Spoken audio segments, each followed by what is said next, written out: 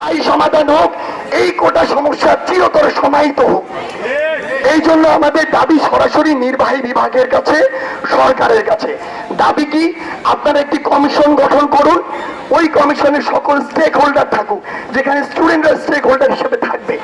আপনারা আমাদেরকে এই কমিটমেন্টটি দিন, আমরা দ্রুততম সময়ের মধ্যে কমিশন গঠন করব এবং আমাদের গবেষণার ভিত্তিতে যৌক্তিক মাত্রায় কোটা সংস্কার করব। এখানে আমাদের জায়গাটি ক্লিয়ার করে আমরা চাই 5% হোক। এরপরে আপনারা আপনাদের জায়গা বলবেন, আপনারা যৌক্তিক মাত্রায় এটি সংস্কার করবেন এবং এই যে কোটা সমস্যা এটা চিরতরে সমাহিত করবেন।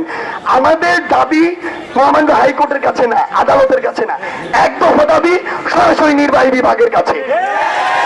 নির্বাহী বিভাগ যদি আজকেই আমাদের কমিটমেন্ট দেয় যে আমরা আমাদের জায়গা থেকে দায় নিয়ে বলছি দ্রুততম সময়ের মধ্যে আমরা একটি কমিশন গঠন করে এই কোটার যৌক্তিক সংস্কার করব, আমরা তখনই সেখান থেকে রাজপথ ছেড়ে দিয়ে আমাদের পড়ার টেবিলে ফিরে যাব।